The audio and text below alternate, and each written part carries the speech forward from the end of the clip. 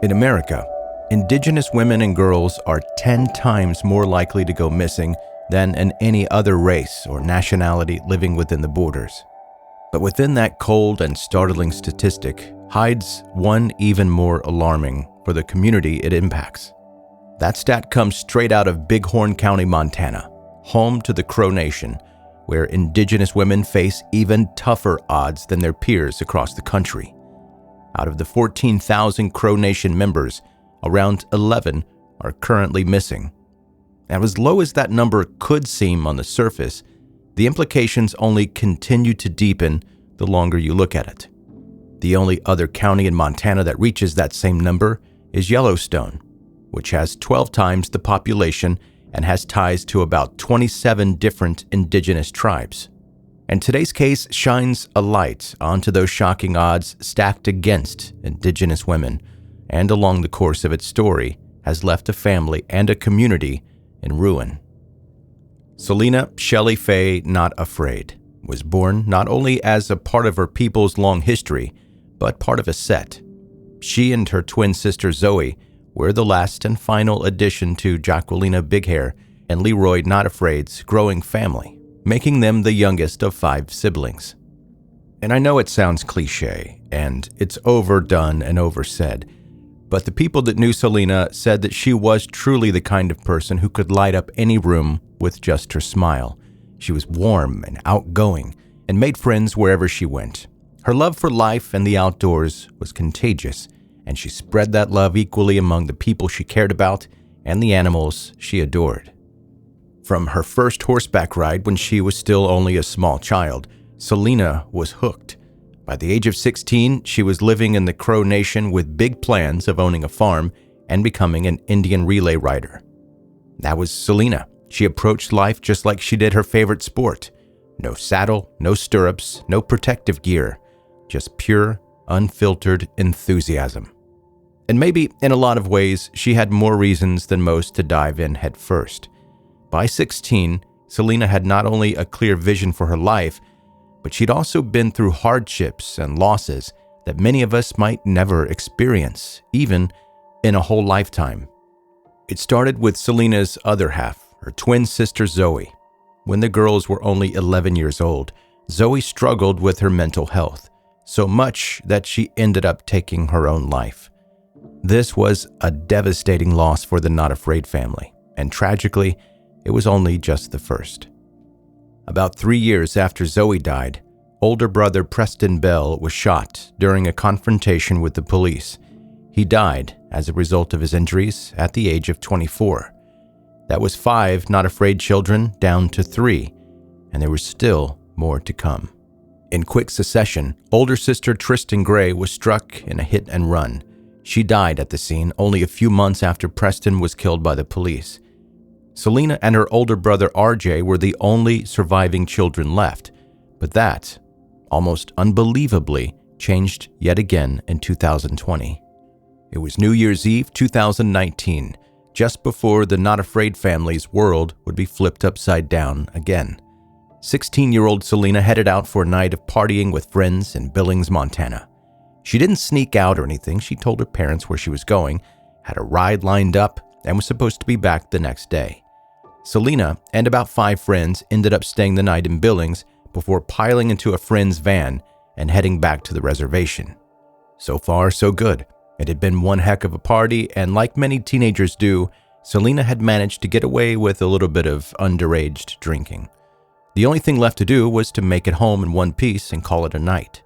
But the van they were riding in ended up breaking down along the way.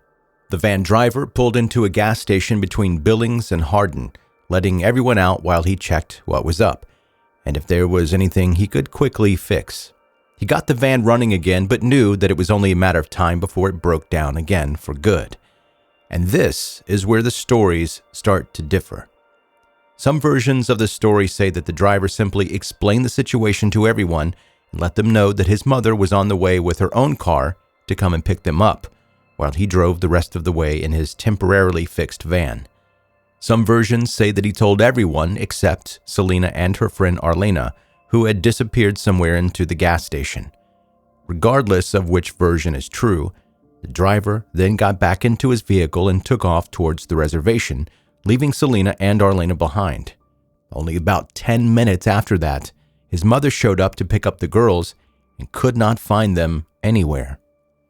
Knowing that she was supposed to be picking up 2 teenage girls who had no other way of getting home, the van driver's mother searched the gas station and made a jarring discovery. Arlena was sitting in a ditch alongside of the road. Her body was covered in scratch marks and her shoes were gone. She was alive, but clearly shaken up and claimed to have no memory of where she was or how she had gotten there. Realizing something was extremely wrong, someone called Selena's family, who immediately got the local authorities involved. A frantic manhunt kicked off, and during the chaos, an eyewitness claimed that they saw Selena running into a nearby field. ATVs, helicopters, drones, dogs, and even Selena's favorite, horses, were all deployed in a desperate attempt to find her. Selena's mother, Jackie, took to sleeping in her car for days, staring at the frozen highway where Selena had been reported missing. New Year's Day turned into a freezing winter night. Days then turned into weeks, and Selena was nowhere to be found. It was as if she had just vanished into thin air, until the search took a shocking turn. Right there in the field, where law enforcement and the community had been searching all along, they found Selena. It took 3 weeks, but by then, it was tragically too late. The autopsy revealed that she had died from exposure and hypothermia. In the end, her death was ruled a tragic accident. Unsurprisingly, Selena's family and the whole community were left frustrated and dissatisfied with the investigation's outcome. How could Selena have been in that field the entire time and still been missed? Law enforcement had used dogs, drones, and their own eyes. Volunteers who knew Selena personally had combed through the area. "I was there, she was not," one of these volunteers allegedly told Selena's aunt, Cheryl Horn. For many, this was the defining moment of Selena's case. This discovery of her remains in a place that had been so thoroughly searched simply left too many questions. Where she was found, Cheryl Horn later told the press, "I have an eyewitness who walked there more than once. Selena was not stupid. She was very smart. When that happened to her sister and to Preston, we spent all of our time telling her about how to be safe, what to do, where to go, where to run to. So the fact that they tell me she ran into a field, I don't believe that." Cheryl and Selena's family continued to put pressure on the investigators. They wanted to know how it would be possible that Selena had not been discovered, how they claimed to not found any bodily fluids from her decomposing remains in the soil underneath her body, and how her body had left no indentation marks on the surrounding vegetation if she really had been there this whole time. It was almost like Selena had been placed there just recently. This is what her family and many in the community believe. They argued that Selena was taken, perhaps even kept alive for a period of time before she was dumped back in the field where so many were searching. That would explain how she evaded the technology used in the initial search, and how the dogs had not picked up on her scent. That would explain how law enforcement and volunteers had missed her even when they had seemingly walked over the very same spot she was later found in.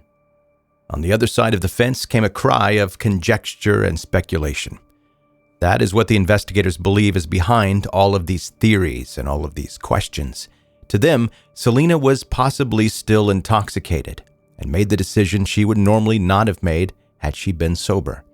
She ran into that field and succumbed to the freezing temperatures at night. That her remains were only discovered 3 weeks after she'd been reported missing was down to bad luck and unfortunate circumstances. Are they right? Who can really say without more evidence? Bad luck seemed to follow the Not Afraid children and tore a family apart in the process. On the other hand, maybe when we take statistics into account, this case could go in an entirely different direction, especially when we know that the third highest cause of death for female members of the Indigenous tribes in Montana is murder. For now, who's to say? It looks like we won't get any more answers on this case until new information comes to light.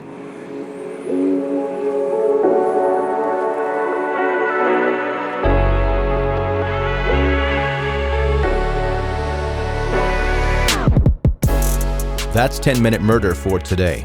Brief and bingeable true crime. I'm Joe, I'm the host, and thank you for taking the time to listen to the story today. And if you're wondering about my speculation as it relates to this story, the fact that I'm talking about this story on a murder podcast should give you some insight. This is not a missing persons podcast. This is not a tragic accident podcast. It's a murder podcast. So that should tell you where I personally believe the evidence is pointing. And the biggest part of it to me that points in that direction is her friend, who was also missing for a short time, was found in the ditch with scratches, no shoes, and a hazy memory. If it weren't for that particular piece of evidence, I would say, yeah, maybe you're right. Maybe she was drunk, got lost in the forest, maybe out in the field, and wandered around and, froze to death. I would get that. However, her friend, who was seemingly beaten up and in a ditch, tells a different story. And all of that happened within the span of 10 minutes. So obviously, I don't have all the answers. I wish I did, but it's a tragic case nonetheless.